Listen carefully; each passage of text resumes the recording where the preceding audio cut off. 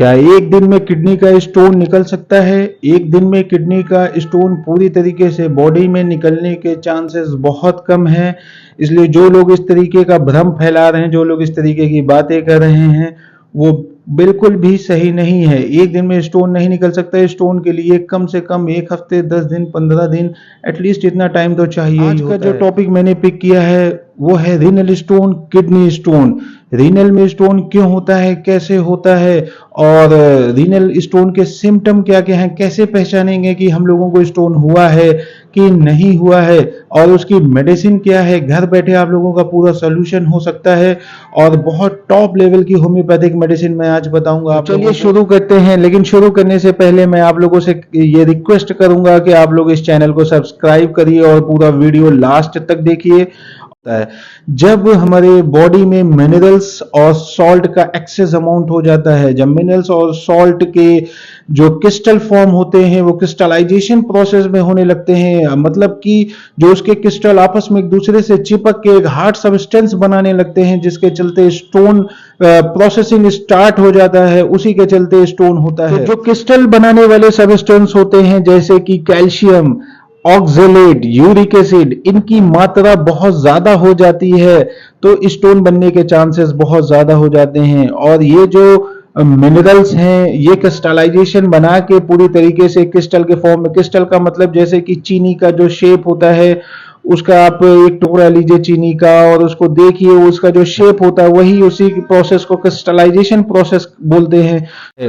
तो stone basically किस में ज्यादा होगा? स्टोन आप लोगों में ये नोटिस करिए कि जो लोग हेल्दी हैं, जो लोग मोटे हैं, ओबेस्ड हैं, ओबेसिटी है, तो उन लोगों में स्टोन बहुत ज्यादा होने के चांसेस हैं।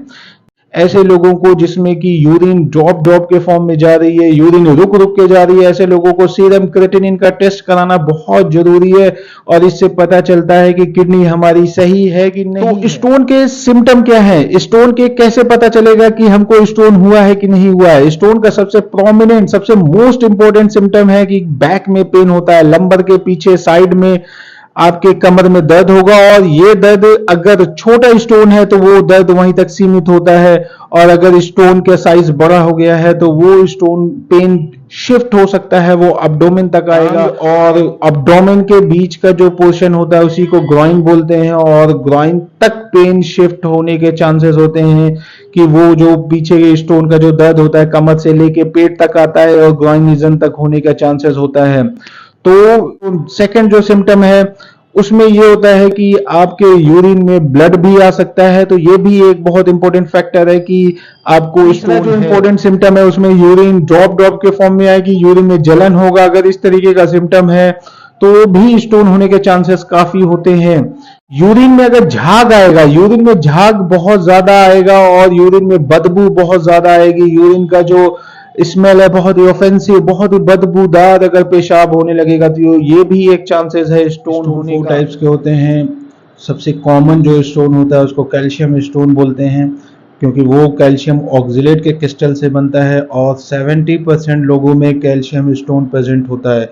उसके जो क्रिस्टल्स होते हैं वो थोड़े से व्हाइटिश होते हैं, थोड़े सफेद टाइप के होते हैं जो स्टोन होता है। सेकेंड नंबर का जो स्टोन होता है उसको स्टोवाइल स्टोन बोलते हैं। स्टोवाइल स्टोन बेसिकली उन लोगों में ज़्यादा पाया जाता है जिनमें यूटीआई होता है, यूरिनरी ट्रैक्ट इन्फेक्शन होता है। तो जिनमें यूटीआई का इन्फेक्शन है उसमें स्टोवाइल स्टोन होने के चांसेस सबसे ज़्यादा होते हैं। तीसरे नंबर का स्टोन होता है उसको यूरिक एसिड स्टोन बोलते हैं। यूरिक एसिड स्टोन उन लोगों में ज़्यादा पाया जाता है जिनमें पानी की कमी होती है, या उन लोगों में ज़्यादा पाया जाता है जो डायबिटिक होते हैं, जो शुगर के मरीज होते हैं। तो उस चौथे नंबर का स्टोन सिस्टाइन होता है। सिस्टाइन स्टोन जो होता है वो आनुवांशिक होता है, हेरिडिटरी होता है कि जो पिता को हुआ तो फिर लड़के को होगा, इसी तरीके वो पीढ़ी दर पीढ़ी होता रहता है। इसको सिस्टाइन स्टोन भी बोलते हैं। तो अब हम लोग होम्योपैथिक मेडिसिन के बारे में बात करेंगे और कौन कौन सी टॉप लेवल की होम्योपैथिक मेडिसिन है जिससे आपका 2 mm से लेके 20 mm तक का स्टोन आप लोगों का इसी मेडिसिन से समाधान हो सकता है। और जो टॉप लेवल की मेडिसिन है उसमें नंबर 1 का जो पहली मेडिसिन है वो बर्बेरिस वल्गेरिस का मदर टिंचर है। इस मदर टिंचर को आप लोगों को आधे ग्लास पानी में कम से कम 10 से 12 ड्रॉप लेना है। दिन में 3 बार लेना है, सुबह दोपहर शाम। तो बर्बेरिस वल्गेरिस मदर टिंचर बहुत इंपॉर्टेंट मेडिसिन है।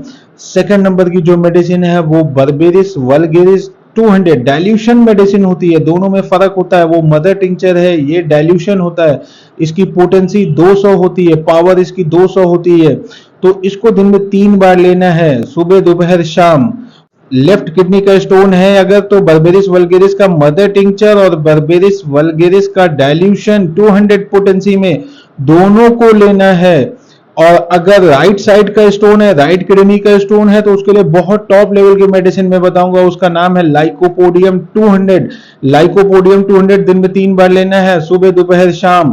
तो ये होम्योपैथी की 3 मेडिसिन बहुत ही कारगर है। Berberis vulgaris mother tincture, berberis vulgaris 200 dilution और लाइकोपोडियम, ये सबसे टॉप लेवल की होम्योपैथिक मेडिसिन है।